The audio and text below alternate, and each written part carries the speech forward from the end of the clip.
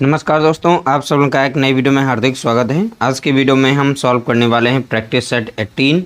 सभी प्रश्नों को हम सॉल्व करेंगे। जितने भी प्रैक्टिस सेट बना रहे हैं सभी की प्लेलिस्ट बनी हुई है और प्लेलिस्ट में ऐड कर देते हैं। सीक्वेंस से देखिएगा तो सभी प्रश्नों को आप इस तरीके से सॉल्व कर पाएंगे। बहुत ही सिंपल तरीके से अलग अलग प्रकार के प्रश्न लिए जाते हैं ताकि आप अच्छे से प्रैक्टिस कर सकें।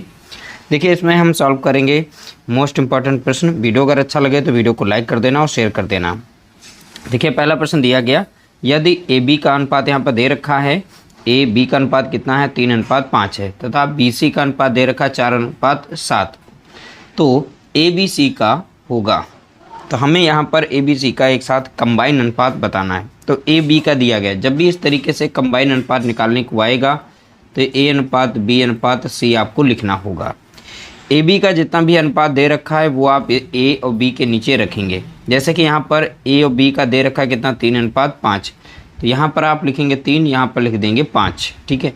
फिर दिया गया बी और सी का अनुपात दे रखा है, यहाँ पर बी है यहाँ पर सी है, तो बी और सी का कितना है तो 4:7। तो बी के नीचे रखेंगे कितना तो आप बताएंगे 4 और सी के नीचे कितना रखेंगे 7। इस तरीके से आप एक लाइन खींच लेंगे। उसके बाद इसके आगे जगह खाली है तो यहाँ पर आप बॉक्स बना सकते हैं। जो भी तरीका बताते हैं उसी तरीके से आप सॉल्व करेंगे। तो यहाँ पर देखिए हमने बॉक्स बना लिया। बॉक्स जो है इस 5 के सामने है। ठीक है, तो इस 5 को यहाँ पर हम रिपीट कर देते हैं संख्या को।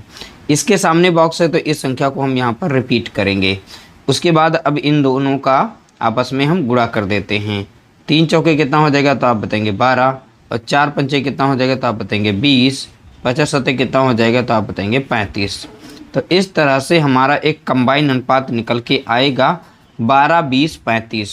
तो 12, 20, 35 हमारा यहाँ पर अनुपात होगा ए बी सी का। तो ए का अनुपात कितना है 12, बी का कितना है 20, सी का कितना हो गया 35। तो इस तरह से हमारा जो राइट आंसर हो जाएगा ऑप्शन डी यहाँ पर करेक्ट आंसर होगा। अगला प्रश्न देखेंगे, क्वेश्चन नंबर 2। देखिए, यदि 1000 को ए तथा बी में 3:2 के अनुपात में विभक्त किया जाए तो ए को कितने रुपए प्राप्त होंगे। देखिए, टोटल अमाउंट यहाँ पर दिया गया है 1000 रुपये। टोटल कितना दिया गया है अमाउंट तो आप बताएंगे 1000 रुपये दिया गया। इस 1000 को ए और बी में हमें डिवाइड करना है। तो ए और बी का अनुपात दे रखा है कितना 3:2 यहाँ पर 2 दे रखा है। दोनों का हमें हिस्सा बताना है। देखिए, हम यूनिट मान करके सॉल्व करें तो ज़्यादा अच्छा रहेगा। ए और बी को जो है यहाँ पर 3:2 में पैसे यानी रुपए ये बांटे जा रहे हैं। तो अनुपाती योग कर लेंगे, कितना हो जाएगा 3 और 2 कितना हो जाएगा 5। और टोटल यहाँ पर रुपए हैं कितने तो यहाँ पर दिए गए हैं 1000। तो ये 1000 के बराबर हो जाएंगे क्योंकि 2 में ही ये 1000 बटेंगे। दोनों का अनुपात दे रखा है इसलिए अनुपाती योग जो है बराबर हो जाएगा रुपयों के। यहाँ से हम 1 यूनिट का मान निकाल सकते हैं। इस 5 से हम इसको भाग देंगे, 5 दूना 10, 0 यानी 200 आ जाएगा। 1 यूनिट बराबर कितना है 200 हो गया। यहाँ पर ए का हिस्सा कितना हो जाएगा तो देखिए 1 यूनिट बराबर 200 है तो 3 यूनिट बराबर, तो यहाँ पर भी आप 200 से गुणा कर देंगे और इसमें भी आप 200 से गुणा कर देंगे। 200 दूना कितना हो जाएगा तो आप बताएंगे 400 हो जाएगा, और 203 कितना हो जाएगा तो आप बताएंगे 600 हो जाएगा। इस तरह से 600 और 400 को जोड़ेंगे तो 1000 के बराबर वैल्यू देखने को मिलेगी। तो यहाँ पर पूछा गया था ए का हिस्सा, तो ए का हिस्सा कितना है तो आप बताएंगे ए का हिस्सा कितना हो गया तो आप बताएंगे 600। कितना हो जाएगा ए का हिस्सा तो आप बताएंगे 600, यानी कि ऑप्शन सी हमारा यहाँ पर राइट आंसर हो जाएगा। अगला प्रश्न देखेंगे, क्वेश्चन नंबर यहाँ पर 3। 2 संख्याएँ 3, 4 के अनुपात में हैं। तो यहाँ पर 3, 4 लिख लीजिएगा, अनुपात यहाँ पर लिखना भूल गए। तो 3:4 के अनुपात में हैं तथा इनका लसा 84 है। इनमें से बड़ी संख्या कौन सी है। तो हमको बताना है यहाँ पर बड़ी संख्या। देखिए, यहाँ पर 2 संख्याएं दे रखी हैं तो संख्या हम 1 मान लेते हैं और संख्या यहाँ पर 2। अब इन संख्याओं का अनुपात दे रखा है कितना 3 और 4 अनुपात दे रखा है। कितना अनुपात दे रखा है 3, 4 के अनुपात में है, तो 3:4 के अनुपात में दोनों संख्याएं। इनका यहाँ पर लासा दे रखा है। जब भी इस तरीके से संख्याओं का अनुपात दे रखा हो तो आपको यहाँ पर मासा मानना पड़ेगा। तो मासा हम यहाँ पर x मान लेते हैं। कितना मान लेते हैं x यहाँ पर हम मासा मान लेते हैं। अगर मासा से यहाँ पर हम इसमें गुणा कर देते हैं अनुपात में तो हमें वास्तविक संख्याएं देखने को मिल जाती हैं। तो इसमें अगर देखें तो यहाँ पर संख्या बना सकते हैं। तो ये हो जाएगी 3x, यहाँ पर हो जाएगी 4x। तो ये x हमने इनके साथ में लगा दिया। ठीक है, तो एक समीकरण हमने पढ़ रखा है, पहली संख्या गुणे दूसरी संख्या बराबर में होता है एलसीएम गुणे HCF के। ठीक है, तो देखिए पहली संख्या हमारी यहाँ पर 3x हो गई, दूसरी संख्या हमारी यहाँ पर 4x है, बराबर में एलसीएम हमारा कितना दे रखा है तो आप बताएंगे 84। HCF कितना है, HCF को हमने यहाँ पर कितना माना था, x माना था। अब इसे हम सीधा सीधा यहाँ पर सॉल्व कर सकते हैं। अब देखिए x से हम x को काट सकते हैं, अब 4 से इस संख्या को काट सकते हैं, 4 एकम 4, और 4 से काटेंगे तो 4 दूना 8, 4 एकम 4 लग जाएगा। अब यहाँ पर 3 से संख्या कट रही, काट देंगे 3 एकम 3 लग जाएगा, 3 सत्ते 21, यहाँ पर बचा है कितना 7, और इस साइड में बचा है कितना है x। तो x बराबर कितना हो गया 7। तो देखिए x बराबर हमने यहाँ पर निकाला है 7। अब यहाँ पर छोटी बड़ी संख्या, सबसे बड़ी संख्या पूछी है, तो x बराबर 7, तो इसमें भी x दिया गया है, तो इसमें भी हम 7 से गुणा कर देते हैं, और इसमें भी हम 7 से गुणा करेंगे। 7 चौके कितना हो जाएगा तो आप बताएंगे 28, 7 यहाँ कितना हो जाएगा 21। इसलिए यहाँ पर देखिए दो संख्या हमें मिल गई, पहली संख्या हमारी 21 है, दूसरी संख्या हमारी 28 है। यहाँ पर जो राइट आंसर हमारा हो जाएगा वो हो जाएगा ऑप्शन सी हमारा यहाँ पर करेक्ट आंसर होगा। और बड़ी संख्या हमारी यहाँ पर निकल चुकी है, तो आप बताएंगे बड़ी संख्या कौन सी है, तो आप बताएंगे बड़ी संख्या यहाँ पर 28 है। ठीक है, बड़ी संख्या कौन सी हो गई, तो आप बताएंगे 28। अगला प्रश्न देखेंगे, क्वेश्चन नंबर 4। बोला गया 1 से 10 तक की सभी प्राकृतिक संख्याओं से विभाजित होने वाली सबसे छोटी संख्या है। अब इसमें से एक ऐसी संख्या हमें बतानी है जो 1 से लेकर 10 तक की सभी संख्याओं से वो संख्या कट जाए। ठीक है, वो 1 से भी कटनी चाहिए, 2 से भी कटने, 3 से भी कट जाए, 4 से भी कट जाए, 5 से भी कटे, 6 से भी कटे, 7 से, 8 से, 9 से और 10 से। इन सभी से यहाँ पर एक ऐसी संख्या होगी जो कट जाएगी। देखिए 1 से तो सभी कट जाती हैं, और 2 का रूल क्या कहता है, इकाई के स्थान पर संख्या हो कोई तो वो कट जाए, जैसे कि 0 हो, 2, 4, 6, 8, ये अगर इकाई के स्थान पर हैं तो वो 2 से संख्या कट जाती है। कितने से कट जाती है, 2 से। और सभी के स्थान पर 0 0 था तो 2 से सभी संख्याएं कट जाएंगी। तो चलिए हमने यहाँ पर देख लिया, 1 से सभी संख्याएं कट रही हैं, 2 से सभी संख्याएं कट रही हैं। अब 3 का रूल ये कहता है कि सभी अंकों का योग अगर 3 से कट रहा है तो वो संख्या पूरी की पूरी 3 से कट जाती है। तो अगर यहाँ पर सभी अंकों को जोड़ें तो यहाँ पर केवल 1 ही है, तो 1 कभी 3 से नहीं कटता है। जब 3 से नहीं कटेगा तो यहाँ पर संख्या तो 1 नहीं सभी से कटनी चाहिए थे, तो 3 से यह संख्या नहीं कट रही है। 5 5 जोड़ेंगे तो कितना आ गया 10, 3 के पहाड़े में 10 नहीं होता है, तो यह भी संख्या 3 से नहीं कटने वाली। 5 2 7 2 9, तो 9 संख्या 3 से कट जाती है, तो यहाँ पर ये 3 से तो कट जाएगी। यहाँ पर 1 है तो ये संख्या 3 से नहीं कटेगी। तो यहाँ पर एक ऐसी संख्या देखनी जो सभी से कट जाती। अब इसमें चेक करना है क्या सभी से कट रही कि नहीं। देखो 3 से तो कट रही थी यहाँ पर। ये 4 से देखेंगे, 4 का रूल कहता है लास्ट के 2 डिजिट जो होते हैं वो अगर 4 से कट जाएंगे तो पूरी संख्या 4 से कट जाएगी। तो 4 पंचे 20 है तो 4 से कट रही है। 5 का रूल ये कहता है इकाई के स्थान पर या तो 5 हो या तो 0 हो, तो यहाँ पर 0 है तो 5 से कट रही है। तो 6 का रूल ये कहता है कि 2 और 3 से अगर संख्या कट रही है तो वो 6 से कट जाएगी। 2 3 से पहले से कट रही थी, 5 से भी कट रही है, 6 से भी कट गई। अब 7 से यहाँ पर काटेंगे तो कट जाएगी। 7 यहाँ 21 लगेगा, 25 से 21 जाएगा, बचेगा कितना 4, और 7 संग 42, तो इससे भी कट गई। कहने का मतलब हमें चेक करने की ज़रूरत नहीं है, तो यहाँ पर हमारा राइट आंसर वैसे भी निकल चुका है। तो हम ये तरीका बता रहे थे कि बारी बारी से आप चेक कर सकते हैं, अपना समय बचा सकते हैं। अगला प्रश्न लेंगे, क्वेश्चन नंबर 5। यदि किसी भिन्न के अंश को 20% कम तथा हर को 10% बढ़ा दिया जाए तो भिन्न का मान 16/55 हो जाएगा। तो भिन्न का मान है, तो हमें भिन्न बताना है। हम यहाँ भिन्न मान लेते हैं, x/y मान लेते हैं। यहाँ पर एक हमारी ये भिन्न है, हमने ऐसा मान लिया। बोला गया यहाँ पर अंश, ऊपर का अंश होता है, नीचे का हर होता है। अंश 20% कम है। जब भी बोलेगा 20% कम है तो आप इंटू के साथ में 100 से 20 कम करके आप यहाँ पर 80 लिख देना। एक लाइन में आंसर निकालने का तरीका हम बता रहे हैं। जब भी अंश हर वाले इस तरीके से आए तो अंश को जैसे कह रहा 20% कम है, ठीक है, अंश को 20% कम कर दिया जैसा बोला गया है, तो 20% कम करेंगे तो 100% से 20 को हटाएंगे तो बचेगा कितना 80, तो सीधा 80 लिखना है। इसी तरीके से यहाँ बोला गया यहाँ हर को 10% बढ़ा दिया जाए तो 100 से ही तुलना करना है। 100 में 10% को बढ़ा करके यानी 100 की जगह पर अब क्या लिखेंगे 110 कर देंगे। ठीक है, बस इतना रखना, प्रतिशत और साइन मत लगाइएगा क्योंकि यहाँ पर समय जाएगा आपका और आंसर तो हमें लेके आना है यानी कम समय के अंदर से सॉल्व करना है। तो सीधा सीधा तरीका बता रहे हैं।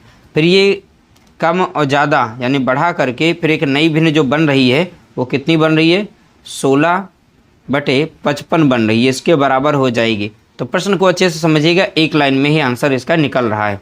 0 से 0 आप काट देंगे, 8 कम 8 काटेंगे, 8 दूनी 16 और 11 कम 11 और 11 पचे हो जाएगा 55। तो देख सकते हैं x/y बराबर किसके है तो 2/5 के बराबर है। तो इस तरीके से हमने भिन्न का मान यहाँ पर निकाल लिया है 2/5 यानी ऑप्शन हमारा यहाँ पर पहला करेक्ट आंसर दिया गया है। अगला प्रश्न लिया हमने कुछ इस तरीके से, ऐसे प्रश्न ज़्यादातर पूछे जाते हैं तो इन प्रश्नों को भी हमें सॉल्व करना है। बहुत ही सिंपल सा प्रश्न है। तो सबसे पहले यहाँ पर देखना है 2 साइन दिए गए, एक तो डिवाइड का है, दूसरा एक साइन दिया गया का। इन दोनों में हम सबसे पहले का वाले को सॉल्व करेंगे। देखिए का मीनिंग होता है यहाँ पर मल्टीप्लाई, यानी हमें गुणा करना होगा। क्या करना होगा, सबसे पहले गुणा करना होगा। जैसे यहाँ पर दिया गया है 1 यहाँ पर कितना है 5 डिवाइडेड। अब सीधा सीधा इनका गुणा करें तो ऊपर ऊपर का गुणा कर सकते हैं। 1 कम कितना हो जाएगा 1, 5 कितना हो जाएगा तो आप बताएंगे यहाँ पर 25 हो जाएगा। ठीक है, मैंने कर दिया ऊपर वाला सॉल्व। ऐसे नीचे कर लेंगे, 1 कम 1 हो जाएगा यहाँ पर और 5 कितना हो जाएगा तो आप बताएंगे 25 हो जाएगा। फिर डिवाइड का साइन था और 1 यहाँ पर 5 लिखेंगे। देखिए हम स्टेप बाय स्टेप आप लोगों को समझा रहे हैं ताकि अच्छे से समझ में आ जाए। अब पहले वाले भिन्न में कुछ भी नहीं करना है, जैसा भिन्न है वैसा आप लिखेंगे। यहाँ पर डिवाइड का साइन है, आप यहाँ के जगह पर मल्टीप्लाई का लगा देंगे। अब आपस में वैल्यू को अंश और हर को यहाँ पर चेंज करेंगे तो यहाँ पर हो जाएगा 25/1 हो जाएगा। इसी तरीके से आप यहाँ पर करेंगे, पहले वाले भिन्न को वैसे ही रखेंगे और दूसरे वाले भिन्न को आप यहाँ पर चेंज कर सकते हैं, 5/1 करेंगे। अब इसे सीधा सीधा हम काट सकते हैं, 5 कम 5 हो जाएगा, 5 25 हो जाएगा। तो यहाँ पर देखें तो 5 कितना आ जाएगा तो 1 आ जाएगा, 5 कम 5 लगेगा, 5 25, तो यहाँ पर 1 कितना मिल जाएगा 5 मिलेगा। जब भी इस तरीके से आपको यहाँ पर भिन्न देखने को मिलेगा तो बाहर बाहर को मल्टीप्लाई करना है, अंदर अंदर को मल्टीप्लाई कर देना है। तो यहाँ पर देखेंगे 5 कितना हो गया 1, हमने कहा था बाहर बाहर को गुणा करना है तो 5 कितना कर देंगे 1, 5 कितना हो जाएगा तो आप बताएंगे 25, 1 कम 1, तो आंसर सीधा सीधा देखें तो 25 ही आएगा।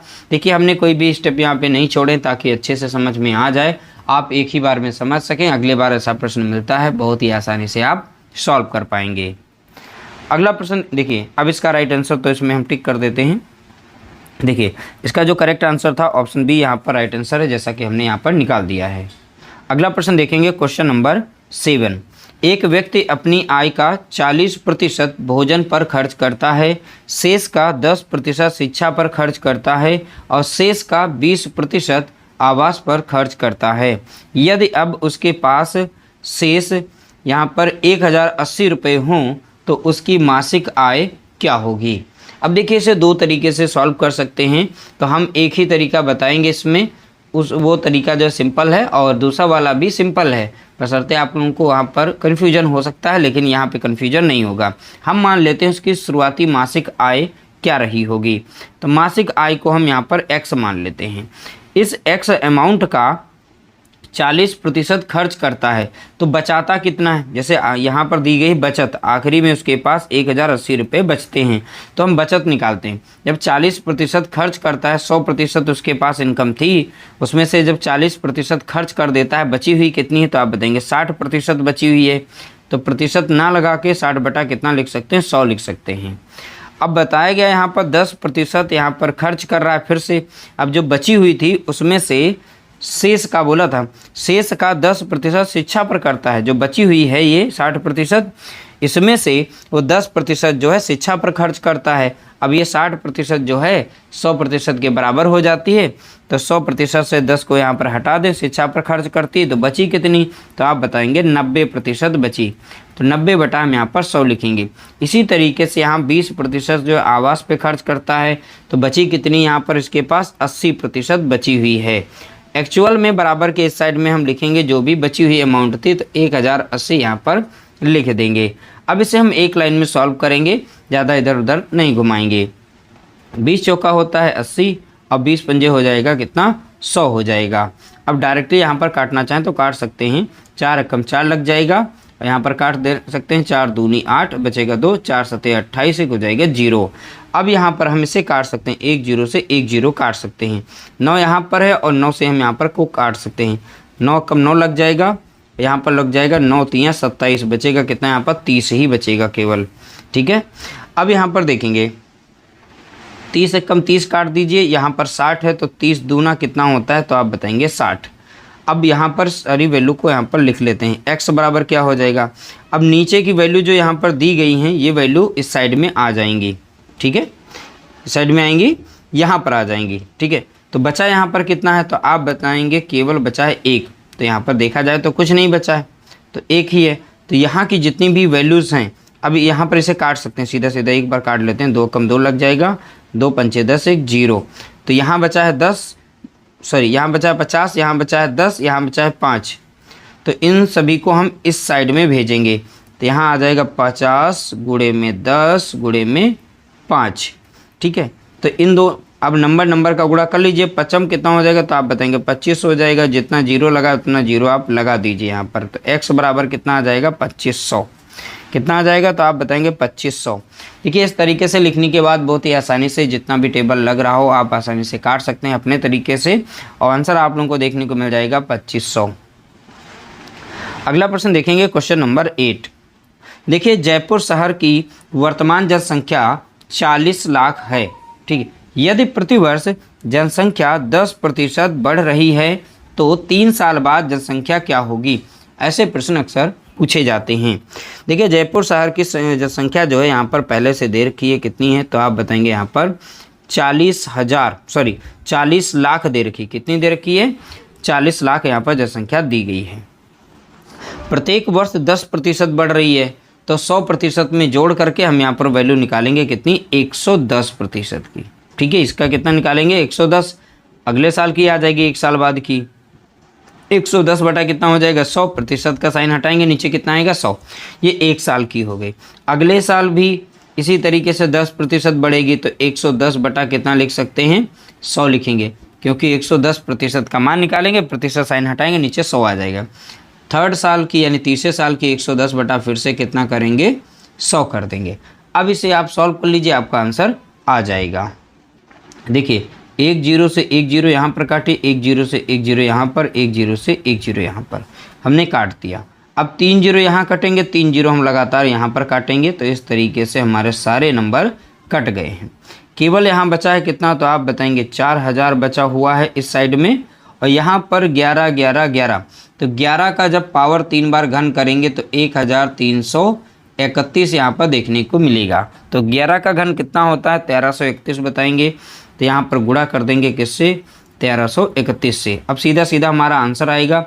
लास्ट में 3 0 लगेंगे, तो 3 0 हम लगा देते हैं। 4 से इसमें गुणा करेंगे, 4 रकम कितना हो जाएगा, 4 4 3 12 का हो जाएगा, 2 बचेगा 1, 4 3 12 13 का 3 बचेगा 1, 4 रकम 4 कितना हो गया, 5। तो इस तरीके से अगर देखें तो 53,24,000 3 साल बाद जनसंख्या हो जाएगी। कितनी हो जाएगी, 53,24,000 वहाँ पर जनसंख्या होगी। अगला प्रश्न देखेंगे, क्वेश्चन नंबर 9। एक फल विक्रेता 10 रुपये की 12 मौसमी खरीदता है तथा 12 की 10 मौसमी बेच देता है, तो बताओ कि उसे कितना प्रतिशत का लाभ हुआ। अब देखिए, इसमें सबसे पहले आपको वस्तु लिखनी होगी, वस्तु के बाद वस्तुओं का मूल्य लिखना होगा। तो देखिए, मूल्य यहाँ पर दिया गया है, तो 10 रुपये में 12 मौसमी, तो वस्तुओं की संख्या कितनी है, तो आप बताएंगे 12। तो यहाँ पर हम 12 लिख देंगे। तो 12 वस्तुओं की कीमत कितनी बताई है, पहले वाले में 10 रुपये। यहाँ पर बोला गया 12 रुपये में 10 मौसमी बेच रहा है, कितना, 12 रुपये में। तो वस्तु कितनी यहाँ पर है, 10 बेच रहा है, कितने रुपए में, तो रुपए यहाँ पर लिख देंगे 12। सीधा सीधा आप इस तरीके से लिख लेंगे, जैसा हम बना रहे हैं इसी तरीके से लिखना है। अब इसको आप इस तरीके से क्रॉस गुणा करेंगे, 10 दशमलव कितना हो जाता है, तो आप बताएंगे 100। यही हमारा यहाँ पर क्रय मूल्य कहलाएगा। पहला डाटा क्या कहलाएगा, तो आप बताएंगे क्रय मूल्य कहलाएगा। अब इनका क्रॉस यहाँ पर गुणा करेंगे तो 12 12 का करेंगे तो कितना मिल जाएगा, तो आप बताएंगे 144 मिलेगा। तो ये हमारा हो जाएगा विक्रय मूल्य। कितना हो जाएगा, विक्रय मूल्य। ठीक है। अब देखिए 100 की चीज़ को बेचा जा रहा है 144 में, तो 100 की चीज़ को बेचा गया 144 में, कितने का फ़ायदा हुआ, तो आप बताएंगे 44 का फ़ायदा हुआ यहाँ पर, यानी लाभ कितने का, 44 का। तो लाभ प्रतिशत पूछा है तो लाभ प्रतिशत हम निकाल सकते हैं। तो लाभ कितने का हुआ है, तो आप बताएंगे 44 का हुआ है यहाँ पर लाभ। ठीक है। किस पर हुआ, सीपी पर। सीपी यानी क्रय मूल्य पर। क्रय मूल्य हमारा कितना है, 100, तो बटे में यहाँ पर रखेंगे 100।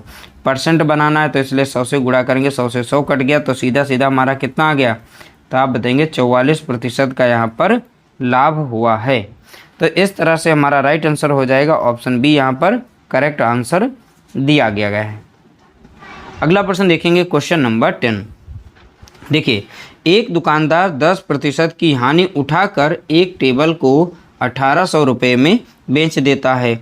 यदि वह उसे 15% लाभ पर बेचता है तो टेबल का विक्रय मूल्य क्या होगा। जब भी इस तरीके से लाभ हानि कुछ भी दिया गया हो, तो टेबल का जैसे यहाँ पर 15% का लाभ ले रहा है, तो चलिए हम डायरेक्ट ही निकाल लेते हैं लाभ क्या होगा। ठीक है। तो लाभ के लिए सीधा सीधा एक बार यहाँ पर कॉन्सेप्ट समझना है। हम कोई भी वस्तु अगर खरीद रहे हैं वो 100% पर होती है, या बेच रहे हैं तब भी वो 100% पर होती है। ठीक है। अब यहाँ 10% की हानि उठाकर उसे बेच रहा है, 100% की वस्तु रही होगी, जब 10% की हानि पर उसे बेचेगा, ठीक है, तो एक्चुअल में कितने पर बेच रहा है, 90% पर बेच रहा है। हानि तो हो रही है 10 की, यहाँ पर कितने की हानि हो रही है, 10% की हानि उठाकर बेच रहा है, लेकिन बेच कितने पर है, 1800 पर, लेकिन प्रतिशत में अगर देखें तो 90% पर बेच रहा है वो। ठीक है। तो अगर देखें तो यहाँ पर सीधा सीधा ऐसे सॉल्व कर सकते हैं, 90% बराबर हो जाएगा किसके, 1800 के। तो यहाँ से हम 1% का मान निकाल सकते हैं। इस 1800 को हम भाग दे देंगे, तो देखिए यहाँ पर 0 से 0 काट सकते हैं। तो हम चलिए यहाँ पर अलग से लिख के दिखा देते हैं ताकि अच्छे से समझ में आ जाए। 1 0 से 1 0 कट गया, 9 कम 9, 9 दूनी 18। तो यानी 1% बराबर हमको यहाँ पर देखने को मिला है कितना, 20 मिल गया है। हमारी वस्तु तो 100% होती है। अगर यहाँ पर क्रय मूल्य पूछता, उसका सीपी पूछता, तो हम निकाल देते, 100 से गुणा करते, लेकिन पूछा गया 15% लाभ। अब देखिए 100% की चीज़ पर जब लाभ लेंगे हम, जैसे 15% का लाभ ले रहे हैं, तो एक्चुअल में अब उसे कितना पर बेचना पड़ेगा, तो आप बताएंगे 115% पर बेचना पड़ेगा, तब जाके हमें यहाँ पर 15% का लाभ होगा। क्योंकि इसमें 100% तो हमारा क्रय मूल्य था और 15% लाभ है, दोनों को जैसे हम इसे बेचेंगे तो 115% पर बेच देंगे, वो हमारा लाभ होगा। तो डायरेक्टली यहाँ पर एक लाइन में निकालें तो 115% का मान कितना हो जाएगा, तो 20 गुणा कितना कर हो जाएगा, तो आप बताएंगे 115 हो जाएगा। सीधा सीधा आप सॉल्व कर सकते हैं। लास्ट में एक 0 आएगा तो लिख देंगे 0, 2 पंचे 10 का हो जाएगा, 0 बचेगा 1, 2 कम 2 कितना हो जाएगा 3, 2 कम कितना हो जाएगा 2। तो यहाँ पर 115% का मान कितना आ गया, तो आप बताएंगे 2300 आ गया। ऑप्शन बी हमारा यहाँ पर करेक्ट आंसर हो जाएगा। तो लाभ कितने का यहाँ पर होगा, ठीक है। तो विक्रय मूल्य, तो लाभ नहीं निकालना था, यहाँ पर विक्रय मूल्य पूछा, तो चलिए विक्रय मूल्य तो हमने निकाल लिया, तो विक्रय मूल्य हमारा हो गया। तो विक्रय मूल्य कितना था, 2300। इस तरह से हमने टॉप 10 प्रश्नों को यहाँ पर सॉल्व कर लिया है। उम्मीद करते हैं आप लोगों को वीडियो हमारी पसंद आई होगी। पसंद आई प्लीज़ वीडियो को लाइक करना, शेयर करना।